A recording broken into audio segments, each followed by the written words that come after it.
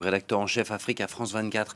Bonjour Stéphane. Bonjour Damien. On en parlait tout à l'heure ensemble avant ce journal. C'est pas la première fois, c'est pas la première du genre au Gabon. Début 2019 déjà, des hommes en armes avaient tenté de prendre le pouvoir dans la foulée de l'AVC dont avait été victime le président Ali Bongo Ondimba.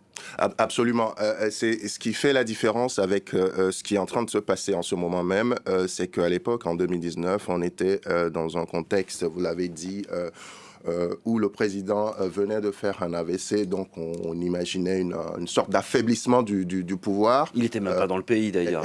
Exactement, ce qui aurait pu, et sans doute quelques dissensions au sein du parti au pouvoir, ont pu provoquer cela. Mais ce coup d'État à l'époque a été interrompu assez rapidement, parce qu'on l'avait vu même dans la présentation même de ce qui s'est passé en 2019. Il y avait un jeune officier, le lieutenant Ondo Biankeli, qui est en prison actuellement, qui est issu de la garde républicaine, qui était accompagné de la gendarmerie. En tout cas, ils étaient moins nombreux à cette époque-là.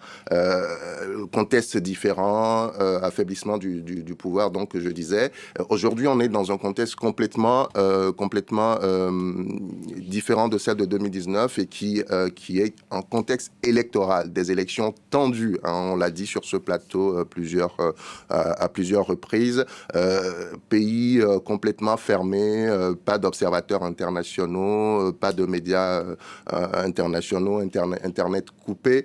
On peut dire que quelque part, les ingrédients peut-être pas d'un coup d'État, mais d'une tension étaient en quelque sorte réunis quand on a vu tout ce qui s'est passé en amont les derniers jours de campagne. On a vu le ton de l'opposition qui avait l'air très déterminé, qui était convaincu de sa victoire.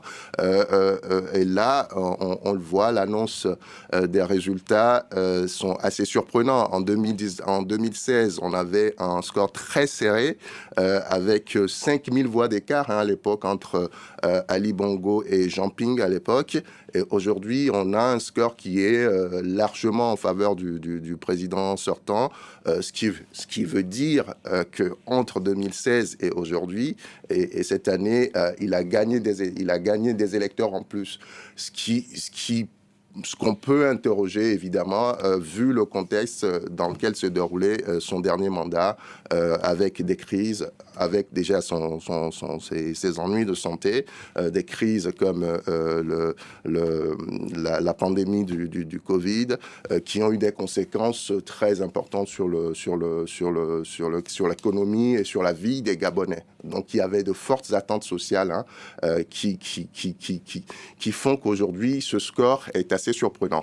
Voilà, victoire de 64%, c'est ce qui avait été annoncé tout à l'heure, quelques minutes avant donc cette prise de parole des militaires. Et c'est vrai que vous le disiez, il y a beaucoup plus de représentants des différents corps des autorités gabonaises que lors du coup d'État précédent, puisqu'on voit par exemple des bérets rouges, des membres de la police, également très peu d'informations pour l'instant sur qui sont ces officiers. Vous le disiez, ça intervient dans un contexte d'une présidentielle qui était contestée avant même les résultats.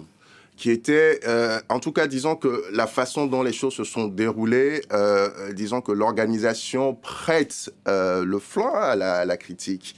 Quand on est dans un contexte aussi tendu, avec une élection à un tour, et sachant que quelques mois avant la présidentielle, la Constitution prévoyait une élection à 2 tours. Donc, il y a eu ce dialogue national, politique, en mars, quelque part par là, qui a réduit la durée du mandat du président et, dans la foulée, ramené un scrutin à 1 tour. Donc, il y avait cette tension-là déjà. Le dialogue n'a pas été un moment serein. L'opposition l'a fortement contexté. Ensuite, il y a eu cette tension autour du bulletin de vote, qui était bulletin unique, qui permet à la fois de choisir son président, ses députés et ses conseillers municipaux, qui était aussi l'objet de tensions entre l'opposition et le pouvoir.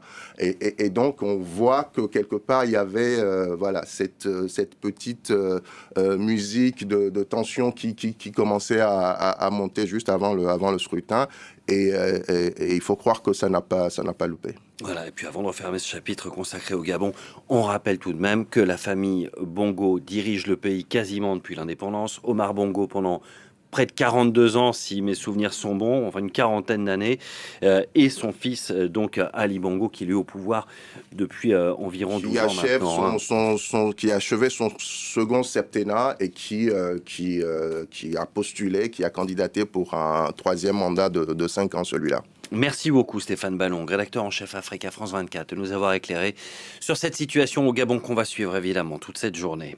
Dans l'actualité de ce mercredi également, la